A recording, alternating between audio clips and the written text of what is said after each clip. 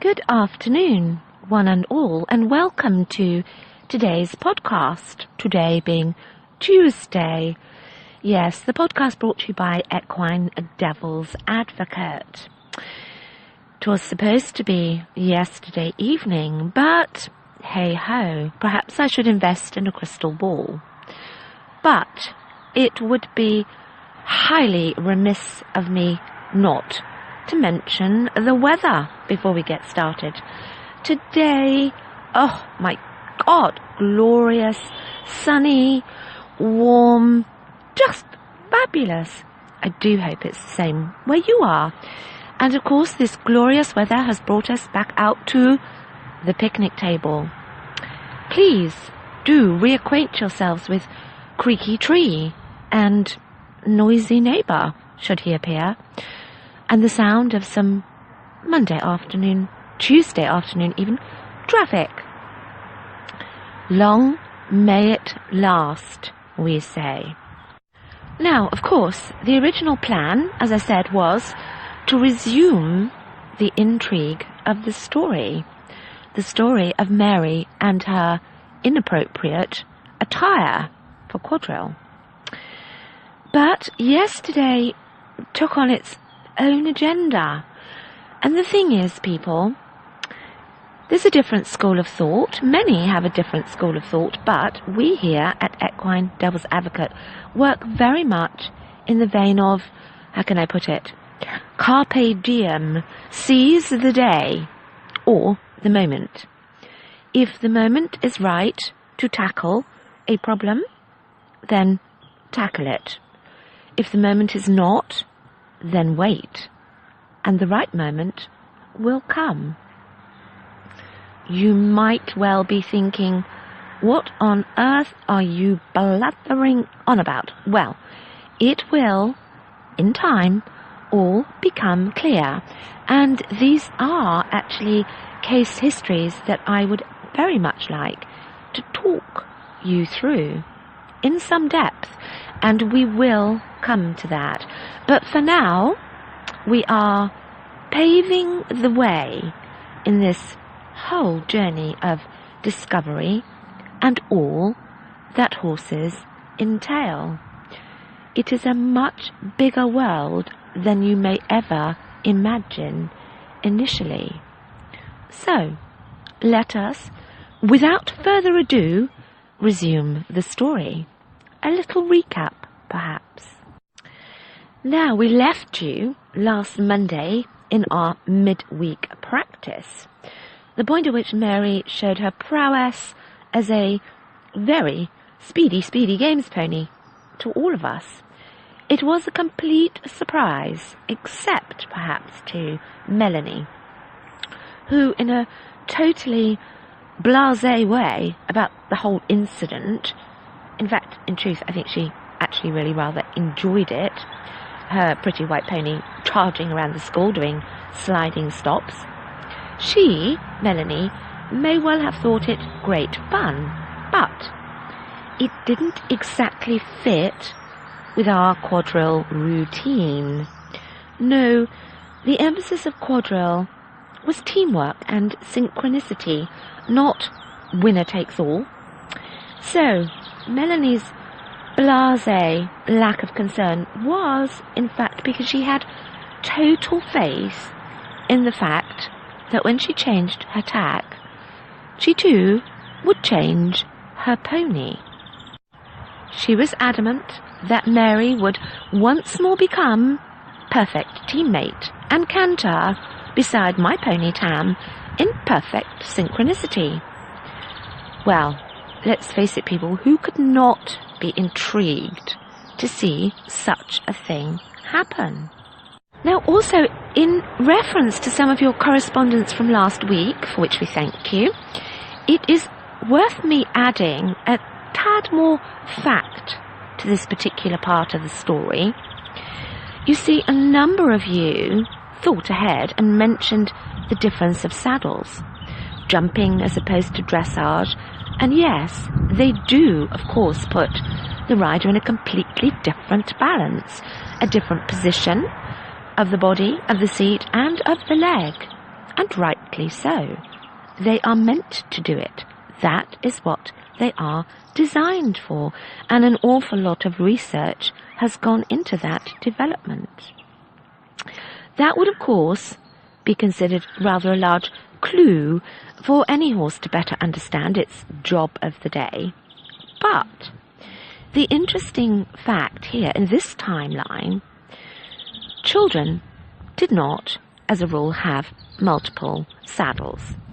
No, not unless they were expensive children. Now, we, all four of us, were, how would I describe us? Well, I think we were well-kept, free-range children, and as was the norm, we all had only one saddle each. In fact, Sam only had what Justin was wearing, and Justin being a school pony, Justin wore only what was on the rack underneath the name of Justin in the tack room. So you see, this made matters all the more intriguing. As Melanie had said, all she was going to change, all she needed to change, was her girth, her saddlecloth, and her bridle. No need for a concrete block strapped to Mary's tail. And even her best bridle was actually identical to the one she always wore, the only difference being it was black and clean. Now, another interesting point to mention in this timeline, black tack was actually usually more expensive because black leather is dyed. Mostly everything was brown because brown leather is not dyed. But nevertheless, who could not be intrigued to see what would happen in the next practice? So, sure enough, as time does, it went by quite quickly, filled with, school, homework, activities, and then there we were, once again, in the indoor school, the riding school, all of us. Mary sporting her new wardrobe, black, I have to say, in which she looked very, very smart. She wore a black saddlecloth that was lined, half-lined, I should say, with sheepskin, a black leather girth, and a black bridle. As I said, just the same as the one she always wore. Very much cleaner, though, and very much newer looking. Now, Sam, of course, being Sam, said, well, how is that going to make a difference? Melanie, looking somewhat smug, said, oh, it will. Just you wait and see. So, we got on. We cracked on with our warm-up. We practiced individually our transitions, some simple changes. Tasha was all over her goose impersonation, to which Spot was really responding rather well. It worked for them both. I, too, felt really rather pleased with myself when it came to the lengthening my pony's trot. I was also secretly relieved that Tam was genuinely probably way more comfortable to sit to than Spot looked. Tasha still had to go rising. Sitting had not yet become the way to go. Now, of course, even though we were all diligently working away independently at our warm-up and our preparation, we still, at every opportunity, cast a glance at Mary, who, I have to say, looked the model picture of a beautifully schooled pony, and very striking in black. I just couldn't help but notice, was it my imagination, or did she actually look ever so slightly more balanced and just a little bit more forward? Was it an optical illusion? Was it because of the black that somehow it highlighted the position of her head and neck and her frame? It was actually truly really hard to say, but intriguing nonetheless. What was Very obvious, though, was the smug little smile that Melanie wore on her face the whole time she was riding, and I'm sure she knew that Sam was really struggling to be patient. Yes, sure enough, before long he could contain himself no more, and exasperated said, "Oh, come on! You must be ready by now. Let's see you two canter together." I looked at Melanie and said, "Well, I'm good if you are." Melanie smiled again, a smug little grin. "Yup," she said, and gave Mary a little pat on the neck and said to her, "Good girl." So, we resumed our positions, as per last time. Myself and Tam on the outside, Mary and Melanie on the inside. We both, together, walk to canter before the short side. We stayed side by side, stride for stride, around the corners of the short side and onto the long side. The exact spot where Mary had seen her invisible start line. Yet, as we met it, nothing, no, not a squeal, not a buck or a fart from Mary.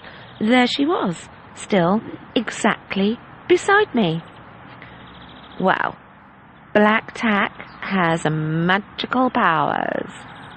I confess I was actually really surprised. Perhaps not as surprised as Sam. "I don't believe it," he said. Do it again." And so we did. Again. And again.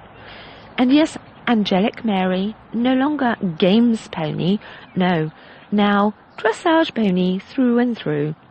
Anywhere we cantered, she stayed exactly where she was supposed to be. Even on a circle where I had to lengthen my stride to cover the extra ground on the outer line, she, Mary, shortened up and stayed beautifully in sync on the inside line. It was fabulous. What a simple solution to our problem. Black tack. Magic black tack. So we went about practicing all the bits of our routine. Melanie still smiling in a slightly smug way, and Sam now quiet. We felt absolutely almost Captain Adam shipshape and ready for this coming Saturday, and dare I say we were almost looking forward to it. We all felt that we might actually be excited to demonstrate our skill and our ponies to Captain Adam instead of feeling sort of a bit anxious about it. And Mary, throughout the whole practice, was impeccably behaved, as were all the ponies on that particular day. And so, you see, people, the emphasis on this piece of the story, this little section of time, is something I have never forgotten. It was, in fact, a revelation. Yet, when one stands back and really looks at why should it actually be so surprising? Because as time goes on, we learn and we realize that horses and ponies are highly intelligent. They're also sensitive creatures. They watch, they observe, they take in all manner of information on a daily basis. And, of course, they do learn a huge amount by association, as do we. Association is a phenomenal thing because it is a learned process, and it's a process that we all go through. And is it actually any wonder that horses and people can work so well together? Because they both have this theme, this thread in the learning ability in common. So yes, true, it was a learnt behaviour, but Mary associated schooling with a black bridle and a black girth and a black sheepskin-lined saddlecloth. Now, we could debate this point all day long, because what exactly was it about those items that gave Mary the information that she needed? Was it the colour? Could that be possible? Melanie said no. Melanie said she was adamant that it was because Mary only wore sheepskin for pony club dressage. And this particular girth and this particular bridle that she wore today also smelt different from her brown ones. So, are we looking at the answer to have come from smell and touch? The feel of sheepskin on her back, creating a whole different association to this pretty little white mare.